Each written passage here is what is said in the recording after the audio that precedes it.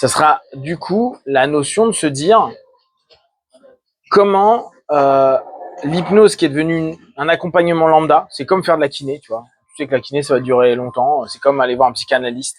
Et c'est dur pour les hypnos de se dire ah ouais, mais je dois penser comme un psychanalyste alors que pendant des années, on a craché sur le psychanalyste. Alors bien sûr, c'est plus court, c'est plus effectif, c'est plus orienté solution, c'est plus truc. Donc c'est pas de la psychanalyse. Mais en fait, aujourd'hui, dans l'esprit des gens, c'est pas différent d'aller faire de l'hypnose que aller voir un psy ou faire une séance de psychothérapie lambda, on va dire de dépôt de contenu ou d'éléments narratifs, tu vois, tout simplement. D'aller voir un psychanalyste, etc. En fait, il n'y a plus le côté levier extraordinaire s'il n'y a pas rapidement un feedback. Donc, le fait de pouvoir redonner une réalité aux choses, à dire oui, c'est effectif d'un point de vue universitaire. Néanmoins, nous, dans le rapport qu'on a à avoir, et donc, parce que ce qui va intéresser, c'est qu'en faisant ça, c'est l'hypnose éducation, on va amener la personne à dire tout est lié à vous. Enlever dans cette espèce de discours la force de l'hypnose et la magie de l'hypnose, alors que pendant des décennies, on a joué dessus, pour revenir sur ce n'est qu'un élément que vous allez vous approprier et qui va permettre d'avoir des leviers positifs pour vous. Plus vous allez avoir une intentionnalité ajustée et pas excessive, plus vous êtes prêt à travailler sur vous, plus vous êtes prêt à aller dans vos patterns, vos pathos, plus vous êtes prêt à vous lâcher, vous libérer en session, plus il va y avoir des résultats qui vont aller dans le sens qui nous intéresse. Plus vous allez être dans « oui, mais j'ai lu que ça fonctionne » où il y a des stats, plus il y a de chances que ça ne fonctionne pas parce qu'on n'aura pas les conditions qui nous le permettent. On a réellement, aujourd'hui, dans cette phase de transition de l'hypnose, qui pour moi est vraiment actuelle, un questionnement sur comment nous, hypno-laïcs, on va se poser, comment on va présenter l'hypnose, et surtout, enlever tout côté ultra mystique du truc. Et je sais qu'à chaque fois que j'en parle, notamment quand je croise d'autres hypnos, ils aiment pas ce discours-là. Ils disent, oui, mais du coup, tu enlèves le côté magique, le côté incroyable et fou de l'hypnose. Et je pense que justement, c'est le moment de reprendre le dessus, à dire, il y a des choses incroyables qui se passent en hypnose, mais regardez statistiquement, on en a. Oui, il y a des gens qui arrêtent de fumer en one shot, c'est vrai. La majeure partie et on revient à ce qu'on disait au tout début, mais combien de temps il va arrêter de fumer? Est-ce qu'il va reprendre? Est-ce qu'il va reprendre dans quelques mois, quelques années, peut-être décennies? Est-ce qu'il aura repris ou pas repris? Et ça, personne ne le sait, vu que personne ne suit 50 ans une personne sur le tabac, ou sur l'alcool, ou sur l'anxiété, ou sur le sommeil, ou sur les addictions, ou sur n'importe quel truc. Personne ne le fait. Donc en fait, on vend des récits aux gens, alors qu'il faudrait plutôt ramener vers quelque chose d'hyper fonctionnel. Il est possible que sur quelques sessions, vous alliez mieux, vous commencez à mieux en marcher. Par contre, vous allez devoir marcher tout court. Et ça, c'est vous qui allez le faire. Parce que si vous attendez que ce soit d'aller chez le kiné pour faire les exos et qu'après vous faites rien pendant une semaine et que vous revenez faire une session, vous n'allez pas avoir de grosse progression. C'est la même chose pour l'hypno, c'est de dire aux gens, nous on vous permet de vous connecter à quelque chose et vous permettre d'avoir des potentiels que vous réalisez, parce que c'est ça qui est cool en session, tu vis quelque chose, tu as des feedbacks, des nouvelles sensations, une compréhension de quelque chose. Si c'est pas fonctionnel à la séance, va voir quelqu'un d'autre, va voir un autre hypno. L'hypno d'aujourd'hui, il veut ne pas faire rêver et être fonctionnel.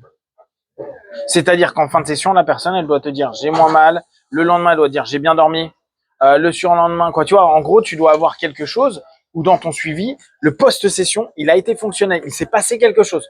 S'il ne se passe rien, prise de conscience, réflexion, distanciation vis-à-vis de quelque chose, là, si on prend notre notion, moins de stress, en tout cas, pendant 48 heures, etc., ça veut dire que ta session n'est pas fonctionnelle. Si elle n'est pas fonctionnelle, ça ne rendra pas dans 10 sessions.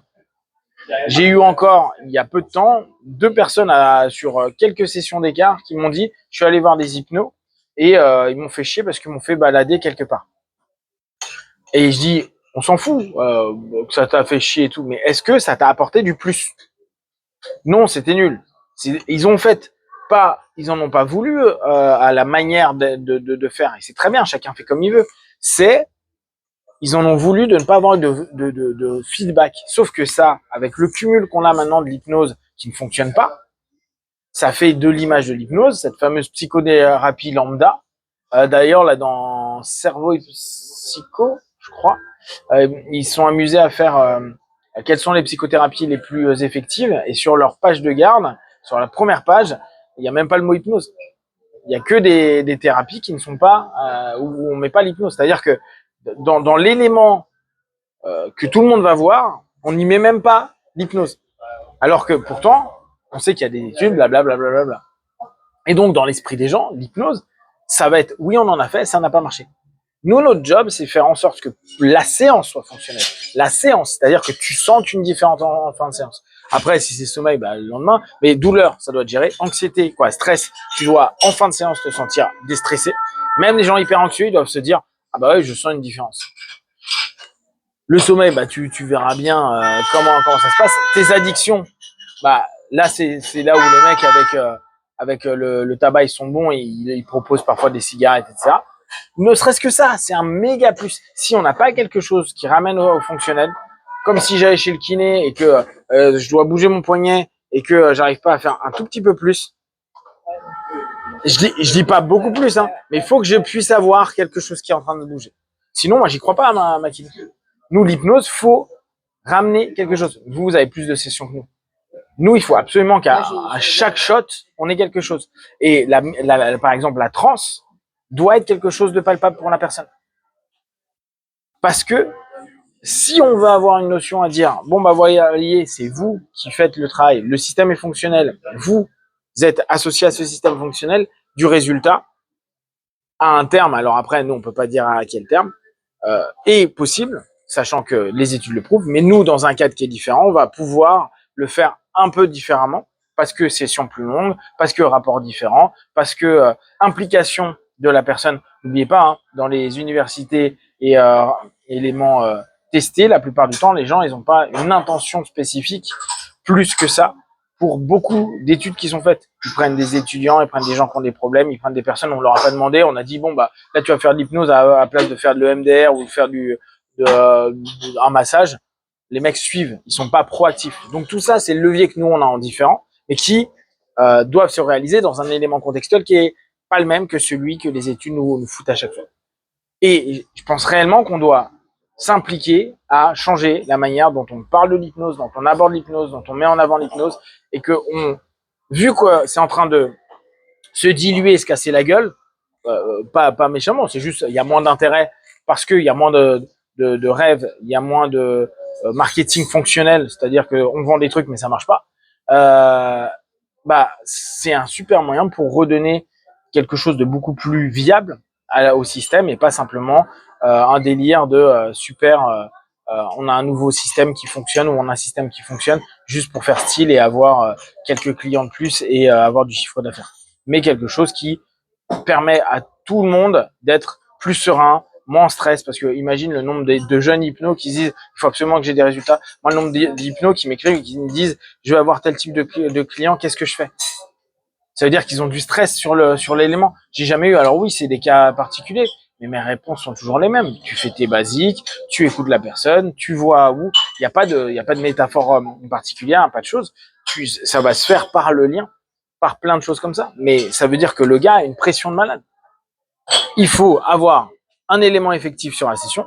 Ça l'est pas. Dites à la personne d'aller voir quelqu'un d'autre. Oui, c'est pas bon pour votre chiffre d'affaires, mais ça voudra dire qu'à court, moyen, long terme, ça va pas le faire. Ok?